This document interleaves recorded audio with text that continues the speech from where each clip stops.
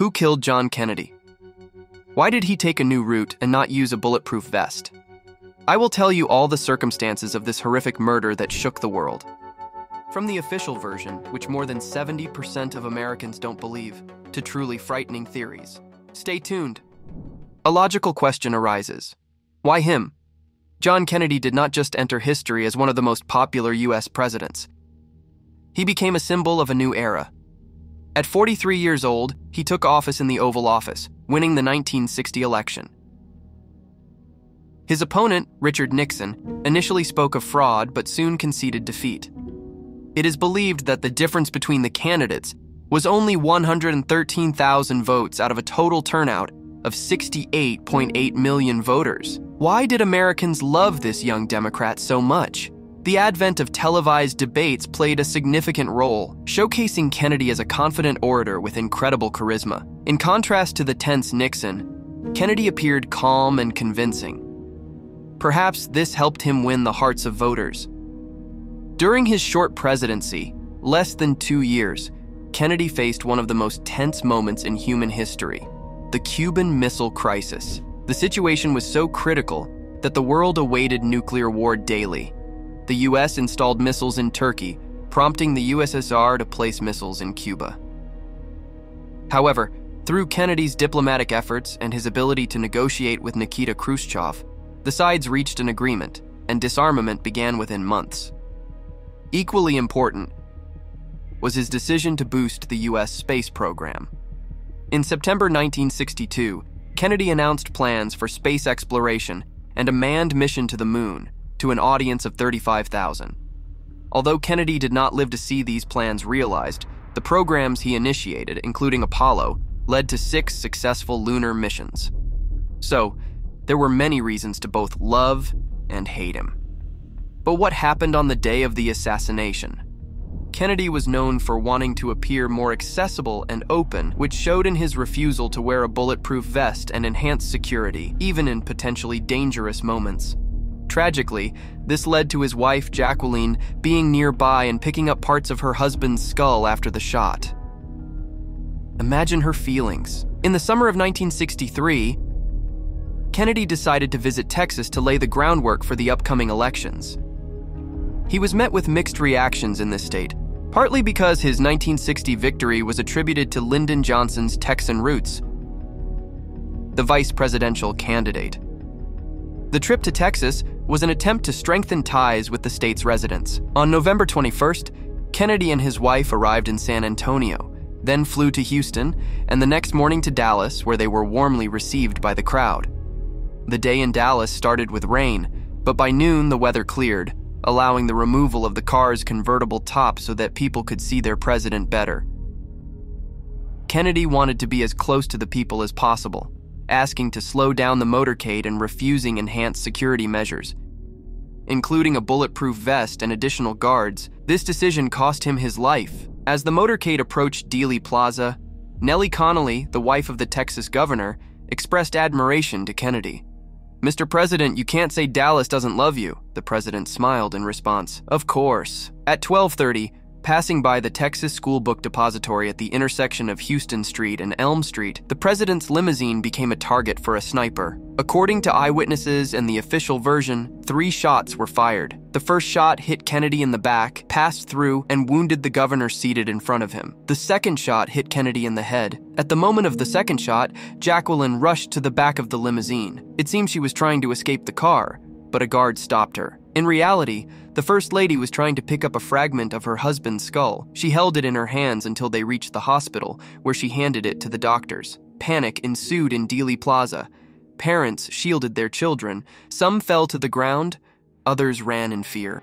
The motorcade immediately sped up and delivered Kennedy to the hospital within 5 minutes. The president was still alive, receiving immediate first aid, but the injuries were fatal, as you might expect. 30 minutes after the shots, doctors pronounced Kennedy dead. This was officially announced at a press conference an hour later. Lyndon Johnson, then vice president, automatically became president. At 2:38 p.m., he took the oath of office aboard the airplane. Standing next to him was Jacqueline, her pink suit stained with her husband's blood.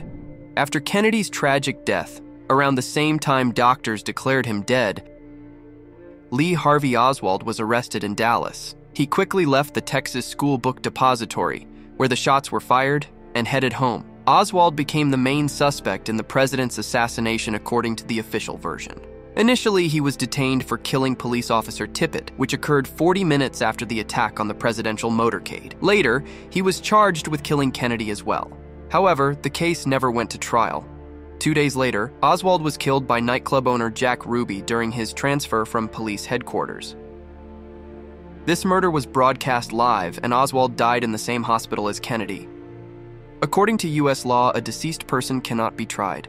Convenient, isn't it? In September 1964, the Investigation Commission presented a 26-volume report concluding that Oswald acted alone. And yes, he was suspected for a reason. Lee Harvey Oswald had previously served in the U.S. Marine Corps, where he underwent firearms training. Despite difficulties meeting the standards, he became a much better marksman than the average civilian. In the military, he began learning Russian and even passed an exam, though his skills were rated as weak. At 19, Oswald moved to the USSR, renounced his U.S. citizenship, and tried to obtain a Soviet passport. He ended up staying in Minsk, working at a factory. Disillusioned with communism, Oswald requested to return his American passport and return to the U.S. with his newlywed wife. Back in the U.S., Lee Harvey Oswald immersed himself in writing memoirs about his time in the Soviet Union, maintained ties with Russian immigrants, and kept an interest in communist ideals. After his death, Marina Oswald told the Warren Commission that her husband admitted to her about attempting to kill General Edwin Walker, known for his anti-communist views, in April 1963, but the general survived. During his arrest after Kennedy's murder, Oswald denied involvement in the shootings of the president and the policeman, claiming that photos of him with a rifle and pistol were fakes. He also repeatedly changed his statements about his movements on the day of the assassination. Oswald's connections with communist circles and the USSR, his military training and access to weapons led the Warren Commission to conclude that Oswald acted alone. However, many Americans do not believe this version. According to polls, more than 70% still doubt the official account of events. He is simply considered a convenient scapegoat who can no longer defend himself. But the case didn't end there. Clay Shaw, a banker from New Orleans, became the only person officially charged in connection with Kennedy's murder. The district attorney of New Orleans, Jim Garrison, who began his investigation in 1966, presented his version of events. According to him, the assassination was orchestrated by a far-right group that included Clay Shaw, among others. In this version, Lee Harvey Oswald was portrayed as a pawn, set up to take the blame for the assassination.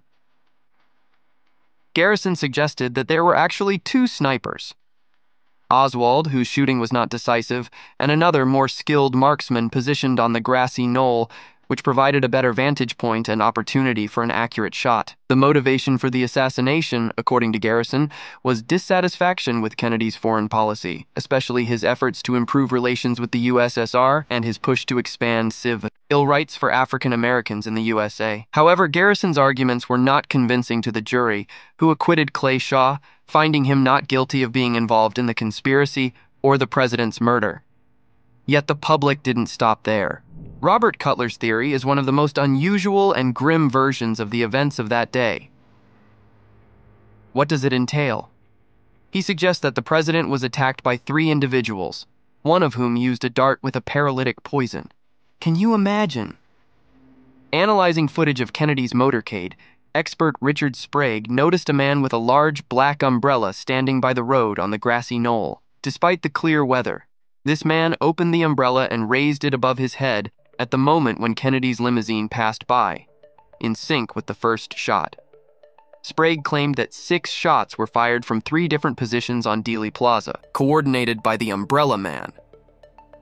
Cutler expanded this theory, asserting that the umbrella was not just a signal, but a weapon. In previous years, the CIA had developed concealed weapons, including umbrellas equipped with mechanisms to launch darts filled with paralytic or lethal poison. These devices operated silently and quickly, striking the target, dissolving completely within the body and leaving no traces. According to Cutler's theory, a dart hit Kennedy in the throat, causing paralysis and leaving a small entry wound, which the Warren Commission mistakenly identified as an exit wound from a bullet. This is why Kennedy didn't fall immediately after the first shot. Cutler claimed that Oswald was a scapegoat, and the real assassination couldn't have happened without the help of intelligence agencies. However, in 1978, the umbrella man, Louis Stephen Witt, stated that his actions were a protest against the appeasement policy supported by the Kennedy family before World War II. He came to Dealey Plaza to reproach Kennedy, using the umbrella as a symbolic reference to Neville Chamberlain. Witt joked that if there were a Guinness World Record category for being in the wrong place at the wrong time doing the wrong thing, he would be the top contender.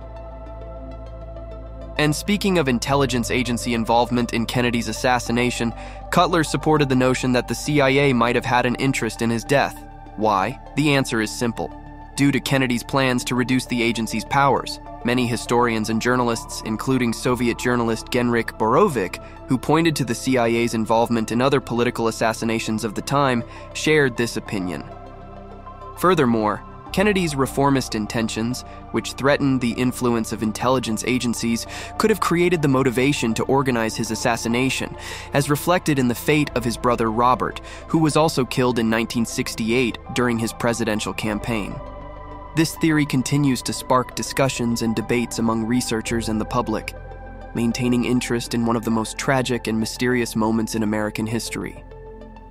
But many believe that Kennedy could have been killed by his deputy. The theory suggesting Vice President Lyndon Johnson's involvement in John Kennedy's assassination is one of the most provocative among conspiracy theories. Proponents of this idea claim that Johnson was at the center of a conspiracy involving radical elements of the CIA, the Mafia, Cuban exiles, and even some disgruntled members of Kennedy's administration. It is believed that the main reason Johnson might have sought Kennedy's death was Kennedy's intention to replace him in the 1964 election. Additionally, Johnson is attributed with motives related not only to a thirst for power, but also to self-preservation. He feared that losing the vice presidency could expose him to charges of corruption, potentially leading to criminal prosecution. Madeleine Brown, Johnson's mistress, claimed that had Kennedy not been killed, Johnson would likely have ended up in prison. She stated that Johnson admitted to her his involvement in the conspiracy on the eve of the assassination.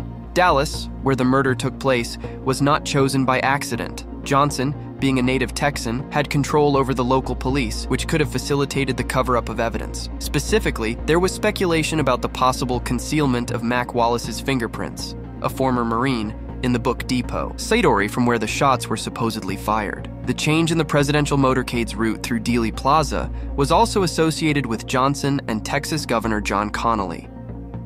Many notable figures, including Richard Nixon, who succeeded Johnson as president, and Jackie Kennedy Onassis, the widow of the slain president, believed in this theory. While I can't assert this as fact, there's usually no smoke without fire. Finally, I'll tell you another interesting version.